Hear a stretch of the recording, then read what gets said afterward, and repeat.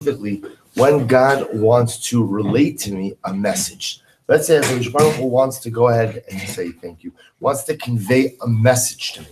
How does HaKadosh Baruch Hu, how does God relay a message from him to me? So the answer is, he relays these messages through these different areas of my life. And by the way, I just want to point out, divine messages, are good and I should say good and critical. They're never bad. So the Baruch Hu gives me positive feedback, and sometimes he gives me critiques. But the divine feedback in life is often registered through God's involvement in my day-to-day things. So the point that Mechaber is trying to make, I will say, is that, things happen throughout the course of the day.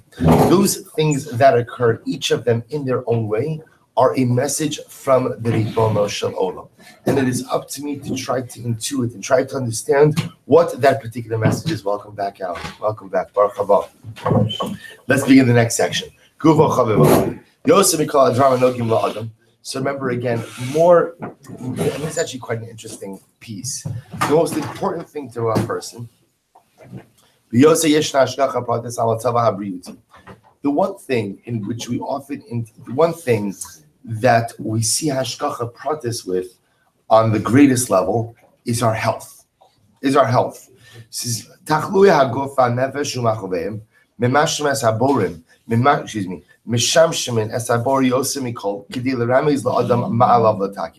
so often, the Ribono Shel Olam could often convey to us the most dramatic messages, again, good and positive and critical, often through our health situation.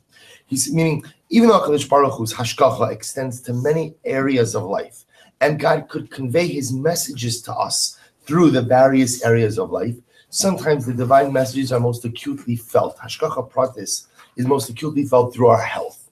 This is for a couple of different reasons. The first, so in all of the other areas in which God could hint to me, in all the other areas of life, let's say again, a person has something that impacts their parnasa. And by the way, impacting our parnasa could be you had a windfall, or unfortunately you suffered a loss. One of those two things, or in any other area of life, and all the other, something happens with one's children. Again, good or chas v'shalom critical. So what happens? You see, the interesting part is the following. When it comes to my parnasa, as important as our parnasa is to us, it is something external to us. As important as our children are, a child is an extension of himself, and that is true. But at the end of the day, it's not my body. It's not my guf. So with things that are external to me, a person has the ability to be detached from them, and therefore, again, not to experience a hisorulus, not to really go ahead and internalize the message.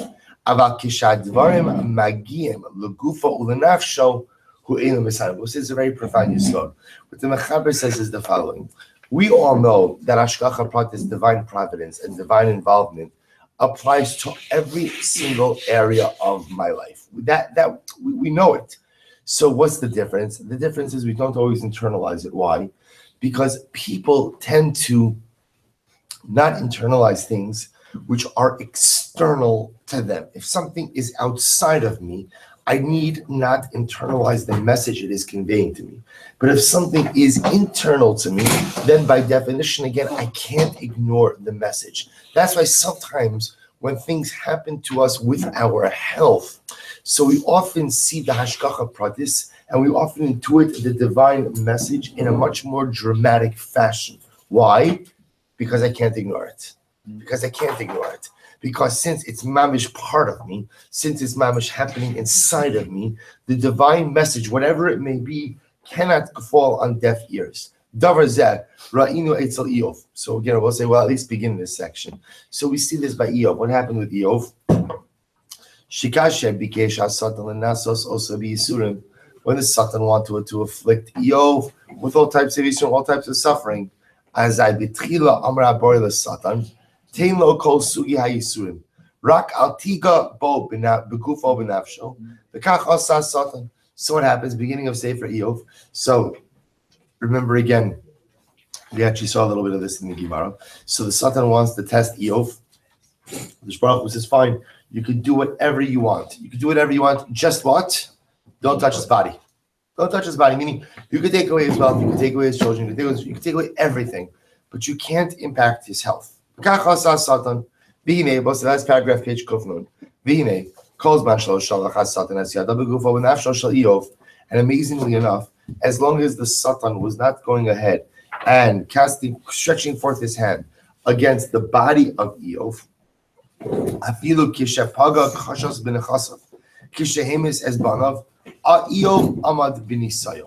so it's amazingly enough, as long as HaKadosh Baruch Hu, the Satan was not going ahead and impacting Eov's person, he was able to withstand the Nisayon. Nebuch, he lost his parnasa. Nebuch, he lost his children. He was able to withstand it.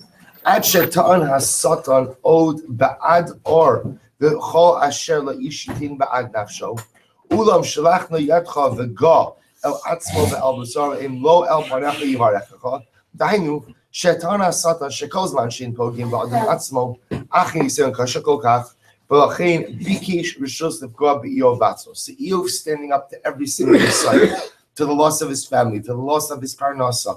So the Satan says, of course he is, because you didn't impact the thing that is closest to him, which is his physical health. Therefore,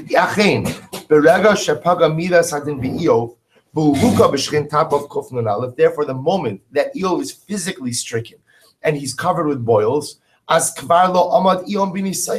in that moment again, Eov is no longer as strong in standing up in this nisayon. And he begins to complain to HaKadosh Baruch Hu about why the Ribono Shel Olam is doing all of these things. So we'll stop over here for today. But I'm going to say what the Mechaber is saying to us. See, it's such an interesting thing, because you ask any person, you ask any parent, would you rather have physical suffering or would you rather your child suffer? So any parent will always say, I'll take it, even though we just lost by David HaMelech. Okay, that was different. The difference is that was future generational suffering. I mean, if someone says to a parent, right now, either you're going to suffer or your kid's going to suffer, right now. So any parent is going to choose the suffering upon themselves. So it's like the point that he's making over here is not to say that the suffering of children or the loss of parnasa is not important. What he's saying is the following. People have an incredible ability to somehow go ahead and create, I don't want to say live in alternate realities, but I'll say create alternate narratives. So when something happens in life, and what I should be reading into it is, the Ribono Shel Olam is sending me a message, so I have an incredible ability to rewrite that narrative. No, it's not God, it's this, it's that. The one area of life where you can't ignore that it is HaKadosh Baruch Hu, and therefore Hashgacha Pratis is at play, is where? Is in your own health. You can't blame that on someone else. You can't go ahead and attribute that to some other reason. The only reason I'm in this situation is because HaKadosh Baruch Hu put me here. The Moshe put me in this health situation, which means that he's trying to convey to me a message. So therefore, again, what the Mechaber is going at is that health situations are the one area in life where you can't ignore the fact that it's Hashgacha Pratis. I can't ignore the fact that it's a message from HaKadosh Baruch Hu, and therefore it becomes my divine mission to try to intuit and try to understand what that message is. We'll continue with the session with this tomorrow. Okay. This was our 100th Gan HaEmunah Shir.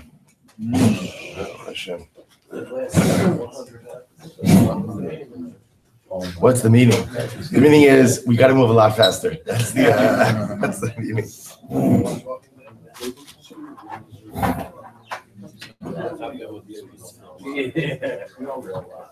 Years.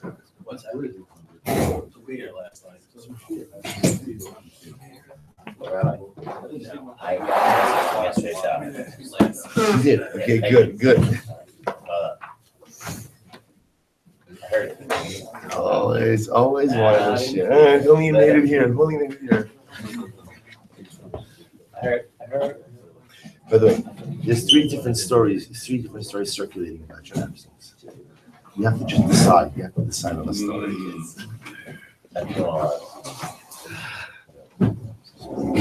All All right, Joe will say good morning. Let's begin our shir this morning. Or I should say our shiurim this month are dedicated by Yonah and Shishi Ehrenfeld in commemoration of the yahrzeit of Yonah's grandfather, Gershon ben Avram. We hope that in the merit of Gershon ben Avram, we hope that in the merit of our Talmud Torah, Neshama will have an aliyah and the family in Nechama. So let's begin. Tanya, we are picking up. Hopefully you did your homework last night. It was posted on the WhatsApp. So we are picking up Tzaddik Test 99A, and we are picking up 2, 4, 6 lines down from the top. Tanya, Rabbi Eliezer Omer, Yemos HaMashiach Arba'im Shana. Rabbi Eliezer says that the Yemos HaMashiach, the Messianic era, will last for 40 years. Shnei Amar, Arba'im Shana Akut Vidor. That ultimately, again, what that means is, now what happens after those 40 years will be a discussion that we'll get into. But the Messianic era lasts for a total of 40 years. Rabbi Eliezer ben Azariah Omer Shivim Shana. Rabbi Eliezer ben Azariah says that it lasts for 70 years. Shnei Amar, Ayabi Amahu v'nishkach astor Shivim Shana kimi melech acher. Ezu melech miyuchad. Who is the singular king? Havi Omer ze Mashiach. Rabbi Omer Shlosha Doros. Rabbi says it'll last for 3 generations. Shnei Amar Yiraucha im Shemesh v'lifnei Yerach Dar Dorim. Rabbi Hillel Omer, so we'll say this, we made reference to this shita in yesterday's daf, and now we're going to come to explain it in a little bit more depth. Rabbi Hillel Omer, Ein lahem Mashiach li Yisrael. There is no more Mashiach. Mashiach is not coming. Now, what's the reason Mashiach's not coming? Mashiach's not coming, Rabbi Hillel says, because Mashiach already came. He says, Shekvar achlu b'mei Chizkiah. Because ultimately, again, Klal Yisrael already got the benefit of Messianic bracha. When? During the days of Chizkiah Melech Yehuda. So remember again, we spoke about this yesterday a little bit, but we spoke about this more last week. Chizkiah HaMelech could have been, was the son of Achaz. Remember, Chizkiah was the son of Achaz, the father of Menashe. Chizkiah was a great tzaddik. Chizkiah was destined to be Mashiach. Were it not for the fact that he made a dramatic mistake in refusing to marry and have children, because he saw that his son was going to be a Rasha. Now, he was unequivocally correct that his son was going to be a Rasha. But as another Yeshayahu tells him, why are you getting involved in God's plans? Don't play God. You do what you have to do. Yehoshua will figure out the rest. Menashe so Chizkiah sparked the Tshuva movement, as we learned about last year, and could have been the Mashiach. The generation itself wasn't ready, but nevertheless, Rabbi Hillel posits that even though Chizkiah doesn't become Mashiach, Klal Yisrael reaped the benefit of Messianic bracha during his days. Therefore, there is no, Rashi says over here, Ein la Mashiach liYisrael, and it's very important. Ela Kodesh Baruch Hu, we'll say it's the middle, it's on the right hand side, the middle of the short lines, right across from the Torah or Ashal. Ein la Mashiach liYisrael, Ela Kodesh Baruch Hu yimloch ba'atzmo v'yigalim levado. There will be redemption. But there's not going to be a Mashiach because we kind of lost that opportunity. Chizkiah could have been that Mashiach. We as a generation were not ready for that. Therefore, redemption will come, but it's going to come through HaKadosh Baruch Hu. Amar Rav Yosef. Well, so let's get this response. The response is quick and swift. Rav Yosef, Sharei Mar Rav Hillel. God should forgive Rabbi Hillel for such a statement. In other words, so again, you see Rav Yosef saying that essentially it's like a shtickle blasphemous. How can you even say such a thing like this? Because again, now Rabbi back says, when did Chizkiah live? The Bais Rishon, Chizkiah lived during times of the first Beis Hamikdash.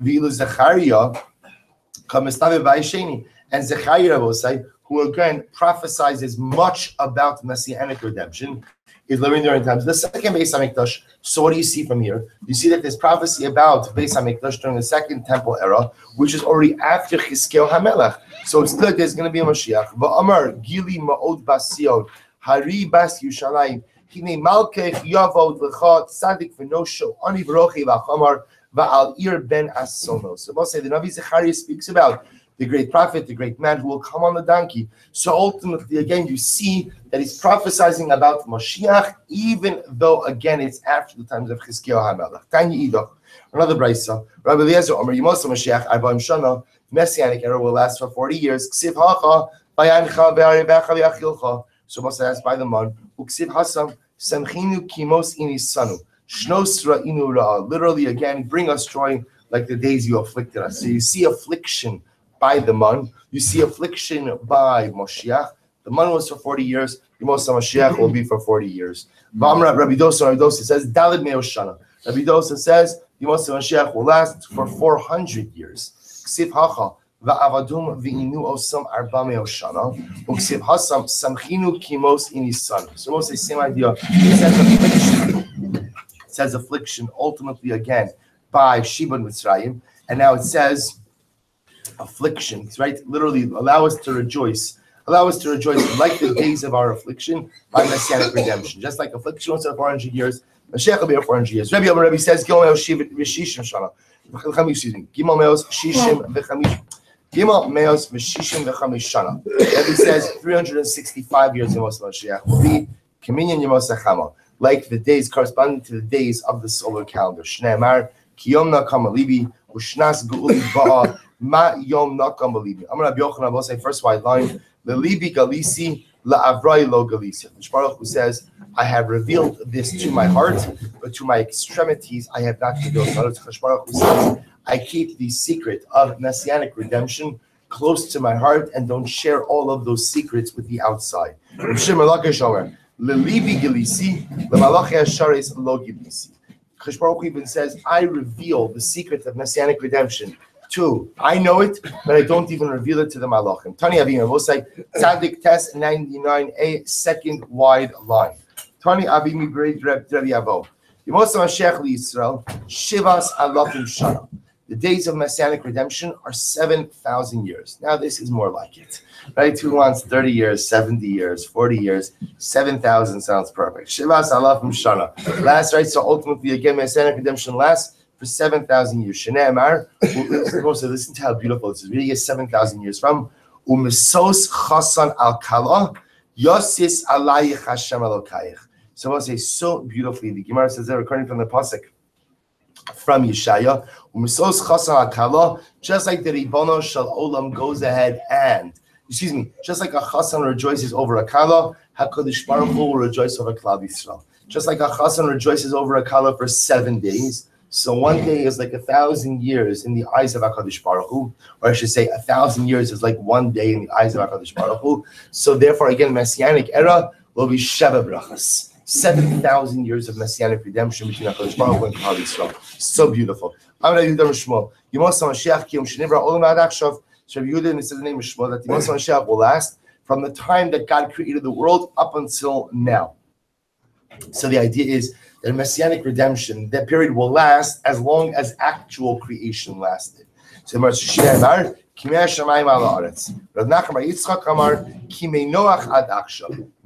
era will be the same amount of time as between the days of Noach and the present. Meaning, I will say present means up until the time Mashiach comes. In other words, messianic era will mirror the normative existence of the world up until his arrival. I'm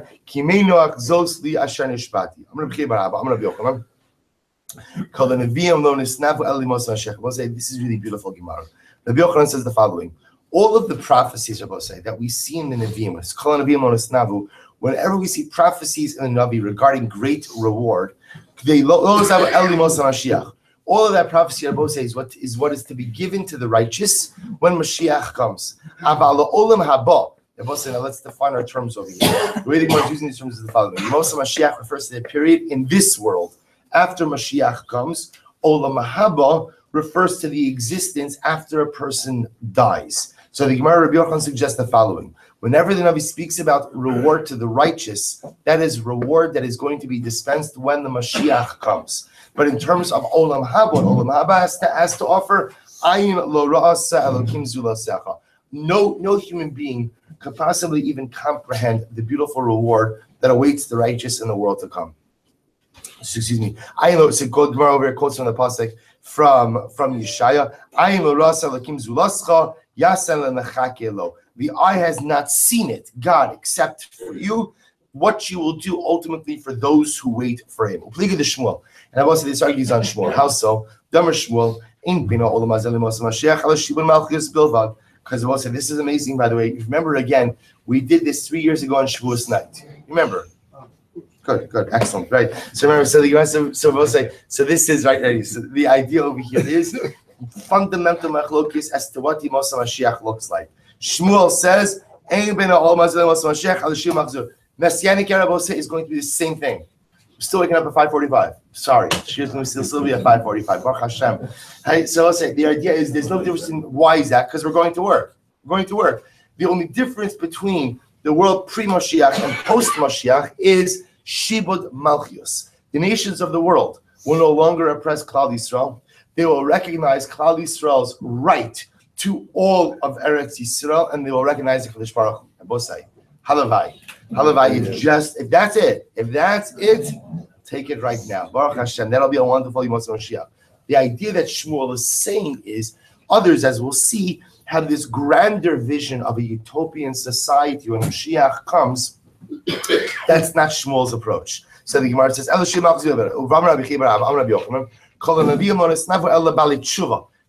to this. When the Nevi'im speak about all of the various rewards that await for people, that is only for Bali Tshuva. Bali Tshuva, about Tzadikim Gimurim, Rabbi say people are Tzadikim Gimurim, Tzadikim Gimurim are people, Rabbi say not who didn't sin, because everybody sins, but the idea is they never sinned to the point where they were mamish off the derech, that they were derailed. So for Tzadikim Gimurim, Ayim Lo Rasa Lakim Zulosecha. So no one can even imagine the reward for the tzaddikim. So when the Nevi'im speak about reward, that's reward coming to Bali Tshuva. But again, when it comes to the reward for tzaddikim gimurim, no eye can even comprehend it. Upligid Rabbi Avo, the Sargis Rabbi Avo, the Rabbi Avo, Makom Shem Bali Tshuva, Omdim Sham tzaddikim Einon Omdim Sham. Because Rabbi Avo says, the previous opinion presupposed that tzaddikim gimurim are greater than Bali Tshuva. Rabbi Avo says no, Bali Tshuva are greater than tzaddikim gimurim. Because Bali Tshuva tasted the taste of sin, yet still actively chose to come back to HaKadosh Baruch Hu. Masha'en came that Tzaddik Gomer didn't go ahead and really ever taste the real taste of sin. Therefore, Rabbi Avo says the place where Bali Tshuva stand, Tzaddikim Gomer cannot stand. Shneimar Shalom Shalom LaRachok ULaKarov. Amazing that the pasuk says, God says, peace, peace be unto the Rachok, the one who was far and the one who was close. Bereisha Rachok v'Hadar Karov. First, God extends shalom to the one who was rachok, the one who was far, which also refers to who? The Baal Tshuva. And then only afterwards extends shalom to the karov, the one who was close, who is the tzaddik gomer. My rachok, who's the rachok? Rachok d'mei kara, the one who was originally far but is now close. Umay karov, and what's karov? Karov d'mei kara, karov d'mei kara the hashta, the one who was close before and the one who was close now. So you see, I say such a beautiful drasha. Kadosh Baruch Hu extends shalom first to the Baal Tshuva, and then only afterwards does he extend shalom to the tzaddik gomer. So the Gemara says, Rabbi Yochanan says, no. L'rachok means shurachok me'avera. Rachok also means when he says, it means the one who is always distant from sin. Karov, shukarov me'avera. And the close one means what will say, the one who is close to sin, which refers to the Baal Tshuva. So we'll say, Rabbi Yochanan's reading of the pasuk, God first extends shalom to who? To the tzaddik gomer, and then afterwards to the Baal Tshuva. So we'll say fundamental machlokes. Shalom, shalom, rachok l'karov. Who does the Ribono Shel Olam extend shalom to first? Does he first extend to the Baal Tshuva, then to the tzaddik gomer, or to the tzaddik gomer, then to the Baal Tshuva? We'll say. I will tell you. The answer is it doesn't matter. What's the good news?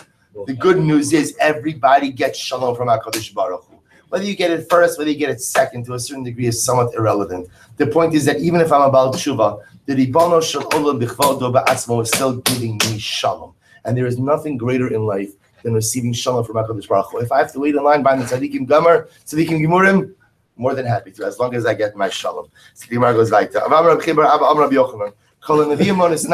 Also very beautiful.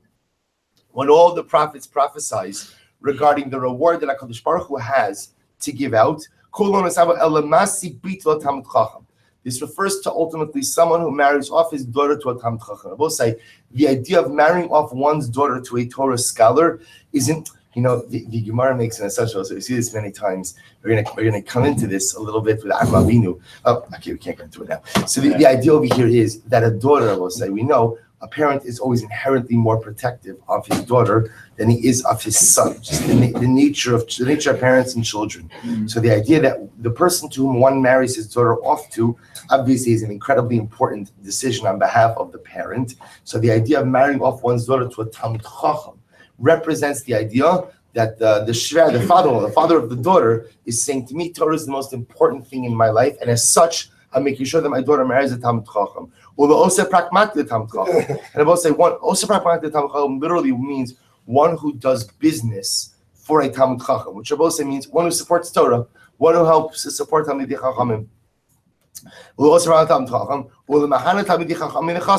And ultimately, again, one who shares in its possessions of the Talmud Chacham. So what it means is the following: when the Nevi'im speak about the rewards that people get, it refers to those who help to support Torah, those who help to support Talmidei Chachamim, those who engage in business to help support Talmidei Chachamim, and those who marry off their children to Talmidei Chachamim. About Talmidei Chachamim atzmam, also see that's when the Navi speak about reward. Those are the rewards for those individuals. About Talmidei Chachamim atzmam, but the reward for a Talmid Chacham himself, ayin lo ra'as alakim zulosecha. No eye has even seen the great reward that lies in store for a Talmid Chacham. My ayin lo ra'asa. What does that mean? Ayin lo ra'asa. I'm Rabbi Yoshua ben Levi. Is actually very beautiful. Zeh, in other words, what the Gemara is saying over here is the following. The Gemara is saying is that the prophets prophesize about reward, but then again, so the way the last number of opinions have gone is the prophets prophesize about reward, and they define what that reward is. They describe it. Who is that? There's two levels of reward. There's that reward, and there's the ayin lo ra'asa. There's another level of reward which man cannot even comprehend. Man has never seen. So in this last example, the Gemara is saying is those who help support Talmidei Chachamim, they receive incredible reward. Talmidei Chachamim themselves, ayin lo ra'asa. The human eye has never even seen, cannot comprehend the great reward that awaits them. So the Gemara says, by the way, this is an interesting question. No eye has ever seen it, but what is it? Can you just give me a hint? What is that great reward that awaits the Talmidei Chachamim or the Baalei Tshuva, whichever model you want to use? So listen to this. This is amazing. I'm sure Levi. Zeyayin hamishumar ba'adam misheishes yimei bereishis. Oh, sorry. This is aged wine. But listen to how aged this wine is. Yes. This is wine squeezed from the grapes of Gan Eden. Wine that has been aged. It literally means yayin hamishumar ba'adam. That it's wine that is housed still in the grapes of Gan Eden. But the idea is, we'll say wine, Rashi points this out, wine, it doesn't literally mean a cup of wine, but what it ultimately means is wine is the only representation of blessing that we can possibly comprehend. It's a metaphor. The idea is that it's the purest reward that comes from Gan Eden. It's untainted reward. It's Gan Eden-dika reward. So the Gemara says, Ze Eden. This refers to the fact that the Talmidei Chachamim, or again, whichever model you want to use, go to Eden. So the Gemara said, Ze Eden. Lo ra'asa ayin me'olam. So what do you mean, Eden? No one ever saw Eden. What are you talking about? V'im Tomar, Adam heichan dar. But where did Adam live? Asking we want to posit began. See, it's actually very interesting. Torah tells us that Adam, Rebbe put Adam began the Eden. Right? So we call it Gan Eden, but it's possible that Adam lived in the Gan, which was a section in Eden. V'im Tomar Ganu, Eden Tamalomar, V'nar Yotze me Eden lahashkos es Hagan. So what it's possible, the Gemara is suggesting, is that perhaps Adam lived in a section called the Gan, which was a section in Eden, but ultimately, again, the reward that awaits the righteous, or the reward that awaits the Baalei Tshuva, ultimately, again, is that they will get to reside in this place called Eden. Fine. So remember, again, the Mishnah, going back now to the Mishnah was discussing the group of people who do not have a chiluk in Olam Haba. Remember, again, in the beginning of this parak, we began with Kol Yisrael Yeshtem Chilek Li Olam Haba. So the parak is called Parak Chilek. Every member of Klal Yisrael has a portion in the world to come, except for those who don't. So remember, again, the Gemara said one of the people who does not have a portion is Ha'omer Ein Torah Min Hashem. A person says Torah is not divine. If you see Torah is not divine, then you do not have a portion in the world to come. Tamer Abanan. Ki devar Hashem biza umitzvaso ha'ifari karis tikaris. The pasuk says he has degraded the word of God and he has annulled his mitzvos. He shall be cut off. Who is this? This refers to someone who says Torah is not from HaKadosh Baruch Hu. He has degraded the word of God. And we're going to define our terms in just a little bit. This is an apikoris. This is someone else, and Megala Pam Torah literally means someone who reveals his face in Torah. We'll discuss it. We'll define these terms in just a moment. He has annulled his mitzvos. Zahamefer bris basar. The boss say this is someone who annuls the mitzvah of bris milah. Whether this means that a person just doesn't do the bris, or a person tries to hide his bris. He karis ba'olam hazeh. He will be cut off in this world. He karis the olam haba, and he will be cut off in the world to come. Mikan Amar Rabbi Eliezer Modi. Let's listen to this. From here, Rabbi Eliezer Hamodi said, "Hamachalas hakadshim," one who profanes kadshim, which means karbanos, va'mevazeh esamados, and one who goes ahead and degrades the Yomim Tovim, va'mefer briso shel Avram Avinu, and one who goes ahead and annuls the bris milah, va'megala panim b'torah shelo k'halacha, and one who goes ahead and literally, we'll see, megala panim shelo shelo k'halacha, we'll say ultimately means one who advances interpretations of Torah which are simply not correct. And one goes ahead and embarrasses his friend in public, even though again he has much Torah and Ma'asim Tovim, he has no portion of the world to come. Now, both you have to understand this list is actually quite dramatic because each of these things represents something else. Means that one goes ahead and disparages ritual rites. So if you disparage ritual rites, obviously what you're doing is you're deconstructing the very framework of service to HaKadosh Baruch Hu. Mevazas hamoados, he disparages Yomim Tovim. What does that refer to? Remember, Yomim Tovim are based on what? Kiddush HaChodesh.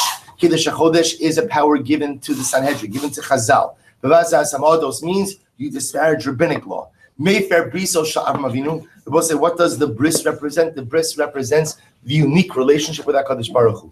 If you disparage the unique relationship that Klal Yisrael has with HaKadosh Baruch Hu, Megala Pana b'Torah means you ultimately disparage the divinity of Torah. Malbim Pnei Chaveiro B'Rabba means you disparage the sacredness of the bond between one man and another.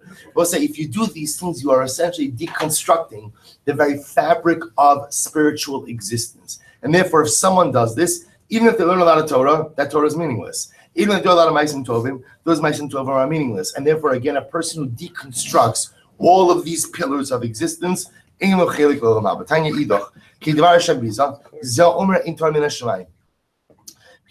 the word of God. This is someone who says the Torah is not divine.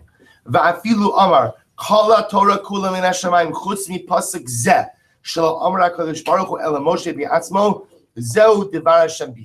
will say, Torah is divine. Which part of Torah is divine? All Torah is divine. If a person says, this one pasuk, this Moshe Rabbeinu must have said it himself, it's not from HaKadosh Baruch Hu, then I will say that ultimately, as we're going to see, is either an apikores or is Magala Pana B'Torah Shelo Ba'alocha, and doesn't have a chiluk in Olam Haba. Va'afilu Omer Kol HaTorah Kula Chutz Min HaShamayim Chutz Midikduk Zeh Mikal V'Chomer Zeh Migzera Shava Zu Zehu Kidvar Hashem Biza.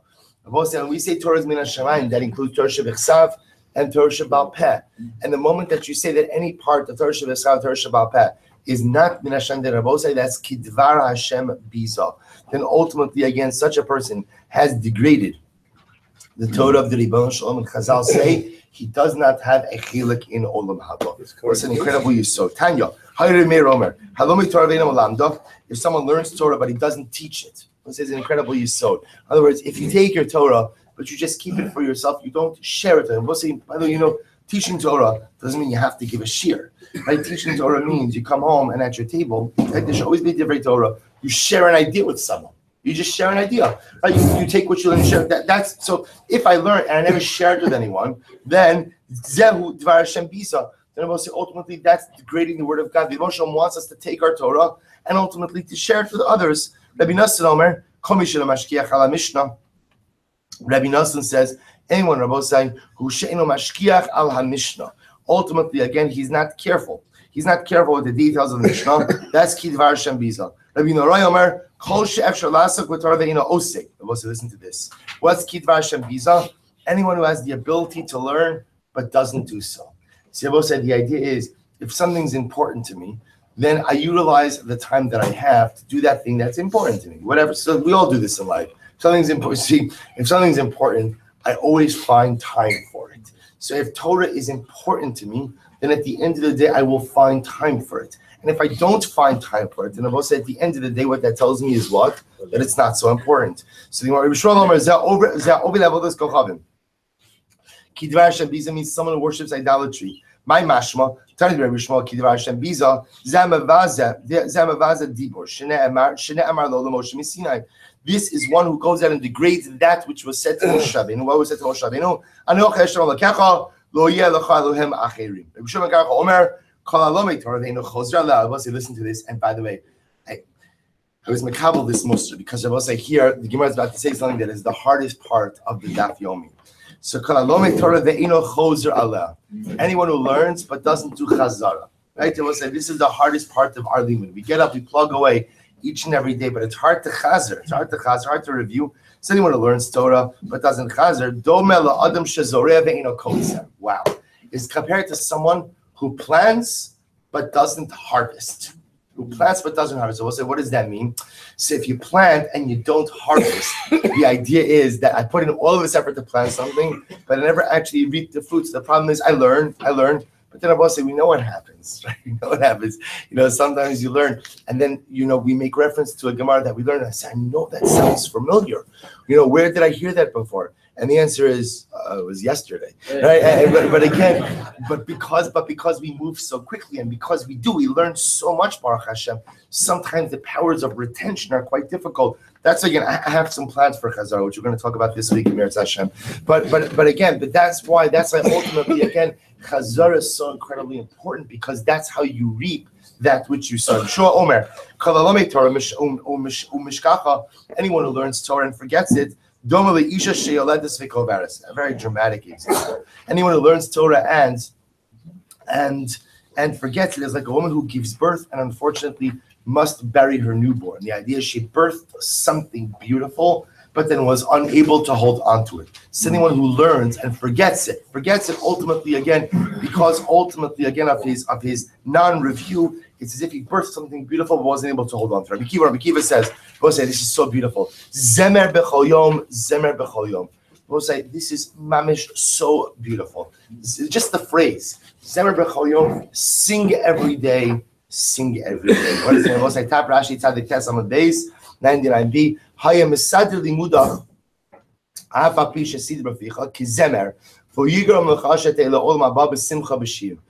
So the way Rashi understands it is that make your learning as organized as a song. Just like a song follows a rhythm, I don't know music, but follows a rhythm or follows a beat. So to again, make your learning mesudar as well. Create almost like a musical structured framework for your learning. And if you do that, if you create a structure for yourself, then ultimately, again, it will endure. Now Rashi said, look at the Rashi, and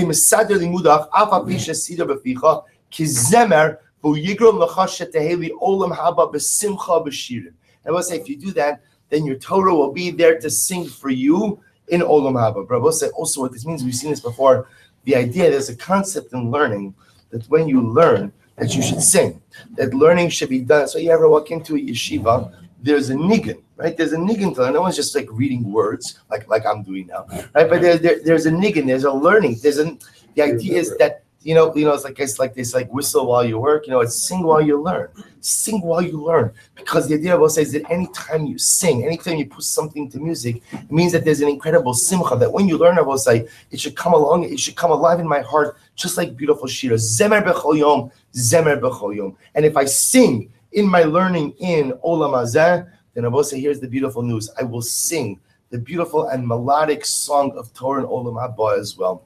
Am Rabbi Yisrael bar Avdimi, Mikra Shnei Amar Nefesh Amal Amal. So we'll say the Gemara is quoting the pasuk from Mishlei. Nefesh Amal Amlolo Ki Akaf Alav Piu. So what does this mean? So the Gemara says, Hu Amal b'makom zeh. So what it means is, if I toil in this world, V'sorasa Omeles Lo b'makom acher. My Torah works on my behalf somewhere else. Look at Rashi for just a moment. Nefesh amal amlolo mipnei amal b'Torah. So we'll say, if I work for my Torah in this world, then what? My Torah works for me above. It's amazing. No, if I work for my Torah, if I work on Sanhedrin Zaf Tzadik Tes, so when I go off to my day, I go to my office, I go to my work, I do engage my various responsibilities. Sanhedrin Tzadik Tes is working on my behalf with HaKadosh Baruch Hu. Can you imagine that? Can you imagine that? When I work on Sanhedrin Tzadik Tes, Sanhedrin Tzadik Tes works for me the rest of the day. Amr Belazar, Kol Adam La'amal Nivra. We'll say, this is an incredible yisod. Man was created to toil. Shene'emar Ki Adam La'amal Yulad. Man was created to toil. Any Odem Amal Peh Nivra, Amal Malacha Nivra. I don't know. Does this refer that I was born to work with my mouth? In other words, speaking about learning, speaking about tefillah, or in the Alma Malacha, or maybe he's talking about work, actual work. So the Gemara says, Kishu Omer, Ki Akaf Alav Pihu, Havi Omer La Amal Penivra. When it says, Rabosai, that the Torah will become like saddled to my mouth, that teaches me that ultimately, again, my job is to work with my mouth. My job is to work in words of Torah. Still, does that mean I'm supposed to work hard in Torah or supposed to work hard in talking? When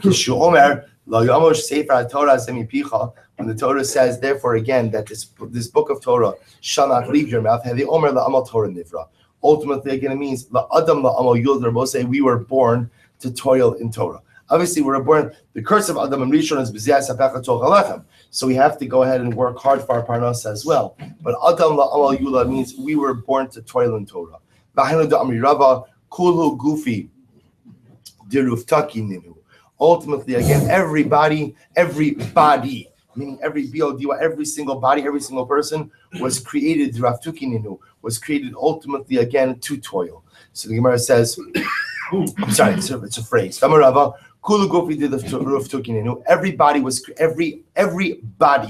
was created to toil. Ultimately, again, praiseworthy is he who finds his toil in Torah. I was supposed to say, everybody has to work hard in this world, but praiseworthy are those who have to work hard in the world also, but also get to work hard in the world of Torah. It was an incredible yisod, which just, by the way, is also a very important yisod, because sometimes society teaches us that like our job is to figure out how to make our lives more relaxing. We'll say that might be true for the Umos Ha'olam. It is not true for us. Our job is not to figure out how to find more time to relax. Our job is to figure out how to find more hours to work. That's the mandate of the Jew. How do I find more hours to work? How do I find more time to accomplish? How do I find out? Again, that doesn't mean that I don't rest. That doesn't mean that I don't relax. Of course, we're human beings. That's the whole idea of Moshe programmed us with the need for a Shabbos, and not just on the seventh day, but every day to be able to have some time. But my mindset is not how do I find more time to kick back, but how do I find more time to plow forward? How do I maximize my life so that I'm utilizing every single moment that I can for productive, dynamic activity? Gemara goes weiter. That's actually a very dramatic pasuk. He who goes ahead, literally, noif isha means he who commits adultery with a woman, chasar leiv, lacks heart. What does this mean? We'll say this is a drasha that you would have never thought of in a million years, right? So what does it mean? He who commits adultery is like he lacks heart. This is someone who only learns Torah occasionally. We'll say, what does this mean? What's the comparison over here? We'll say the idea is noif doesn't just have to mean adultery. Noif means a man who engages in an immoral lifestyle. So what happens is immoral lifestyle, he's with this woman today, he's with this woman tomorrow, he's with this woman next week. He never commits to any one person, but rather, again, he's here. Someone who will say, so there are some people who are recreational learners. So recreational learners is like the man who goes ahead and is immoral. He's immoral with this woman today. He doesn't commit. He has commitment issues. So because he has commitment issues, ultimately, again, he cannot settle down in his ruchnius as well. So the Gemara says,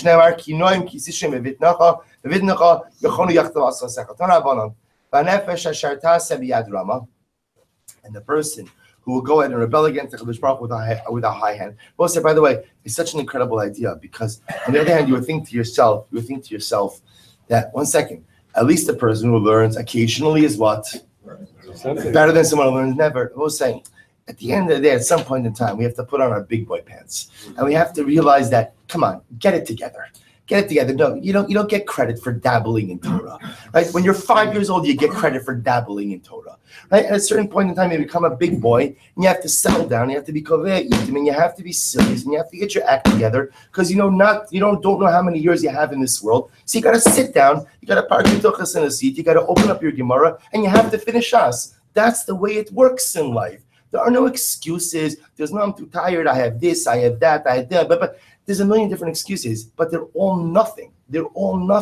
So you have to make a decision. Are you in or are you out? Are you a serious Jew or are you just a recreational learner? That's the decision you have to make in life. The Moshe says, believe in yourself. You could do it. Cut it out with the excuses. Cut it out with the stupidity. Cut it out with only sticking your big toe into the Yama Talmud. Jump in, Get in, put on your seatbelt, and become a serious learner. Okay, so the pasuk says, the person who will rebel with an outstretched hand. Menashe ben Chizkiah. We will say this refers ultimately again to King Menashe. Shahayoshe. We'll say, remember again, we spoke about Chizkiah, who had the ability to be Mashiach. Now we're speaking about his son Menashe. Shayoshe bedaras v'agalo shaldovi. We'll say one of the things that Menashe did is Menashe wasn't just an Oved Avodah Zarah, but Menashe ultimately again made disparaging comments about Torah and would darshan things in a disparaging way. We'll say this is also an incredibly important yesod. We'll say there are always things that we come across in Torah that we don't understand. And sometimes people are cynical or critical and they'll make like a dismissive comment about a Gemara, about a statement, about a pasuk. I will say, it's apikarsos. I'm just going to say it plain and simple. It's apikarsos. Why? Because I will say, worse than apikarsos, it's gaiva. It's gaiva. You know, if I read something I learned and I don't understand it, what I have to say is, I'm not yet on the level that I understand it. I can never be dismissive of a pasuk. I can never be dismissive of a mitzvah. I can never be dismissive of a statement in Chazal. I can't even understand the greatness of these individuals. I have to say, this doesn't make sense to me. But that's not a deficiency in the Gemara. It's not a deficiency in the pasuk. It's because I'm not yet on the level. So I want to grow. I'm going to work on myself so I can understand what Chazal. Menashe was one of those guys who would open up the Gemara, obviously not literally, but figuratively, and would poke fun at things. And by doing so, he disparaged and he degraded and he diminished the sacredness of Torah. So the Gemara says, Amar, So did Moshe Rabbeinu need to go ahead and write that the sister of Lotan was Timnah? So what he was making fun of is the following. Timnah was a concubine, as we'll discuss in just a little bit.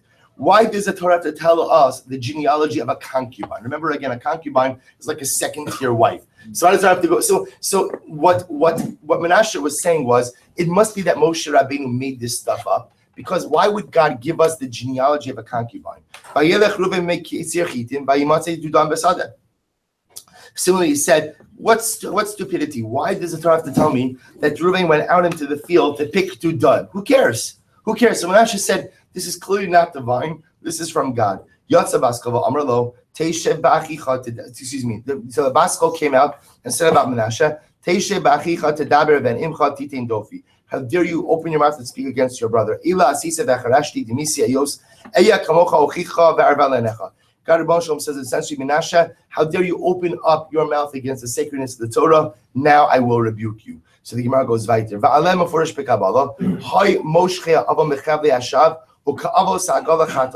we'll say, what does it mean when the pasuk says? Now the Gemara quotes the pasuk from Yeshaya.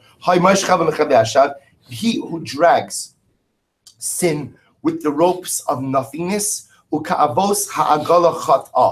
the ropes of the wagon will be his sin. Listen to how profound this is. See in the beginning, the idea, the imagery is that when I sin, I pull my sins behind me, like they're tethered to me with a rope.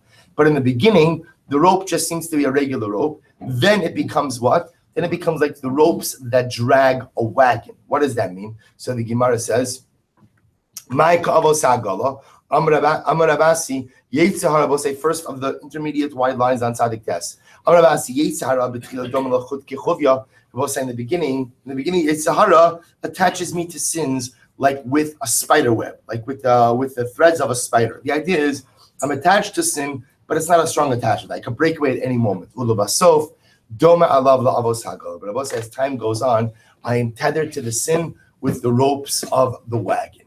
The idea the Gemara was a very profound Gemara. The Rabbi tells us, in the beginning when I sin, I could break away at any time. But then the longer that I continue to sin, the more connected I am to the Avera. Ultimately, I get tethered to it with the thick ropes of a wagon, and I find it harder to detach. So the Gemara says, "Da'asar Allah mias." The Gemara says, "Da'asar Allah mias achos lotan timna mahi." So we'll say the Gemara says, by the way, why does the Torah tell us about Timna? Why does it tell us Timna? So we'll say because Timna was important. Why? Timna bas malachim avi. Timna was the daughter of kings. She was royalty. Tichsev aluf lotan aluf Timna. B'chol aluf machus sablo tagahi. We'll say ultimately again, aluf is literally a king without a crown. It's a monarchy, but monarchical family. So listen to this. So Timna was monarchy. She wanted to convert. Listen to this dramatic myself. She wanted to convert. Avram, Yitzchak, Yaakov, Elo Kibluha. So she went to Avram, Yitzchak, and Yaakov, and none of them would convert her. So okay, we'll come back to this just a moment. Finally, she decided to become. Finally, she decided to become a concubine to Eliphaz. Amra mutav te shivcha le'umazu velo tehe gevira le'uma acheres. Better to be a shivcha for the future Klal Yisrael and than to be a princess for one of the nations of the world. Nafak mina Amalek. Rabbi say, who is her son? Her son is Amalek. V'tzarinu liYisrael. Who Amalek, right? Who causes much pain to Klal Yisrael. My time up. So Rabbi say, so what a strange story. So why does Amalek come from Timnah? Because they should not have pushed her away in the way that they did. Rabbi say, Sir Cheshlevis has a long sichos musar on this, and he says something amazing. He says, what happened over here? This girl comes to Avram Yisrael. Rabbi say, I understand. Avram Avinu's passion in life was what? Was bringing people close to the Shekhinah. Obviously, there was something in Timnah that said to Avram Avinu, no, she can't join. Cheshlevis says what the Gemara is faulting about is they pushed her away too dramatically. Sometimes there's a way you have to distance a person, but even when you have to push a person away, you have to push them away benachos. You have to push them away with love. You have to push them with care and concern. The Gemara is faulting Avram, Yitzchak, and Yaakov for being too harsh with Timnah. And because they were too harsh with Timnah, therefore what? She births Amalek, who is our arch enemy all the way until the time of Hashem. I'll just say it's amazing parallelism.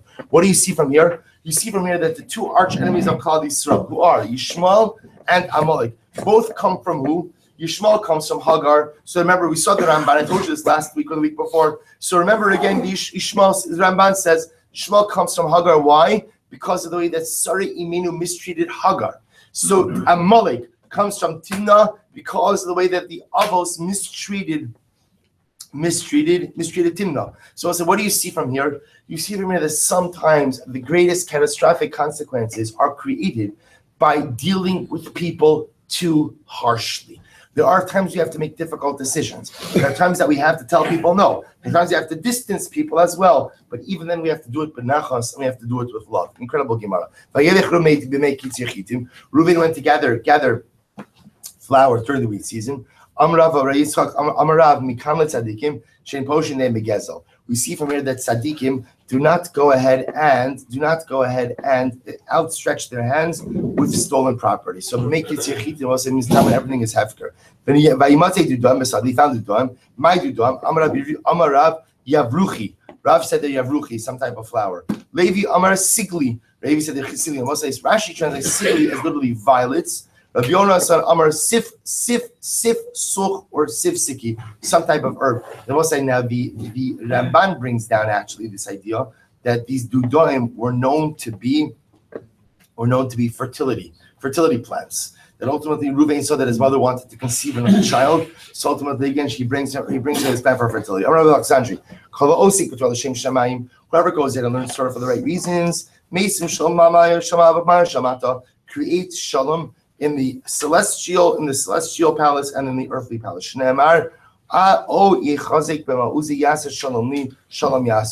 Rav says, when you learn Torah L'Shma, it's as if you build the celestial palace and the earthly palace. So what that means is you create an abode for HaKadosh Baruch Hu in Shamayim, and you create an abode for HaKadosh Baruch Hu on this earth. Shne'emar va'asim devarai beficha ubetzel yadi kesisicha. You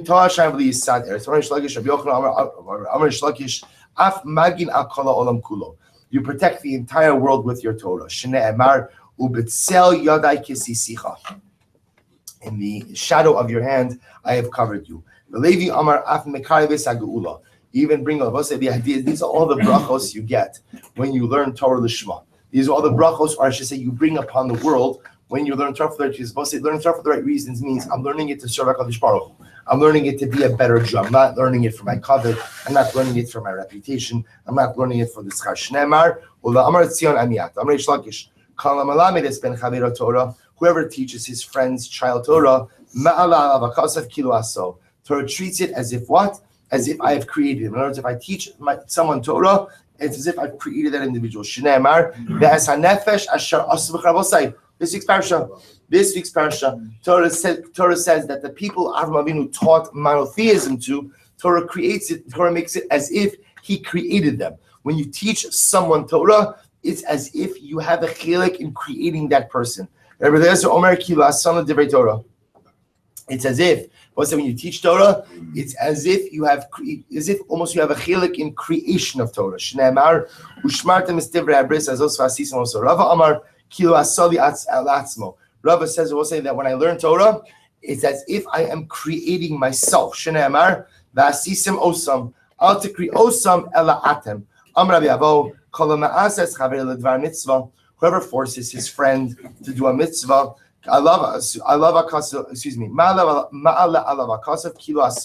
it's as if you have created your friend.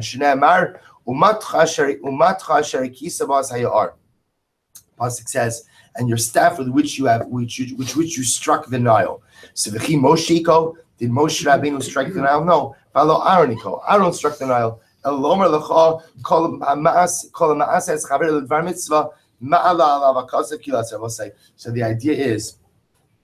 the idea is when you force someone to do a mitzvah, so you get credit for enabling someone else's mitzvah performance. So we'll say, in other words, when I say force means enabling. When I enable someone else to do a mitzvah, I get credit for that mitzvah as well. Moshe Rabbeinu enables Aaron to do it because Moshe will not strike the Nile himself. Therefore, he gets credit for the mitzvah as well. Apikoris. We'll say, just go 1 minute more back there. Apikoris.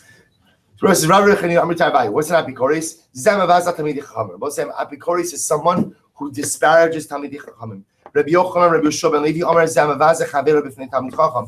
This is someone who embarrasses his friends in front of Talmidei Chachamim. Bishlama l'man damavaze Chaver b'fnei Talmidei Chachamim. Excuse me. Bishlama hamavaze Chaver b'fnei Talmidei Chachamim. Apikoris havi. So we'll say, I understand if the one who says that one who embarrasses his friend in front of a Talmid Chacham is an apikoris, then mevaza Talmid Chacham atzma megala panim shol. Excuse me, megala panim shol. Mevaza Talmid Chacham atzma. So if you say that apikoris is one who embarrasses his friend in front of a Talmid Chacham, then mevaza Talmid Chacham atzma megala panim shol b'kalachavi. Then someone who embarrasses Talmid Chacham himself is called the megala panim b'torah. Elamant amar mevaza Talmid Chacham atzma apikoris havi. Megala Parnabatora Kigon Mai. If you say that apikoris is one who embarrasses his friend in front of a Talmid Chacham, then what is a Megala Parnabatora? Kigon Menashe ben Chizkiah. We'll say Megala Parnabatora refers to Menashe ben Chizkiah. We'll say who made what? Disparaging comments and disparaging drushes about the Torah. So we'll stop over here for today. But just as we're leaving off. We're leaving off with, we have two terms we have to define. An apikoris and a megala parnabatora. So far we have is an apikoris, apikoris. Either apikoris means someone who embarrasses his friend in front of a Talmid Chacham, or someone who embarrasses a Talmid Chacham. If you hold that ultimately, again, an apikoris is someone who embarrasses a Talmid Chacham, then what is megala parnabatora? Megala parnabatora means someone who advances inappropriate interpretations, either of psukim or of ma'amar chazal. But Amir Hashem will continue with our definitions and we'll solidify them tomorrow.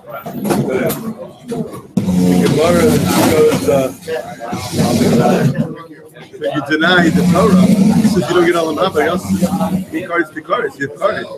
If you see what's there, that's literally what the reform movement has done, and you see the results. The Tzarena.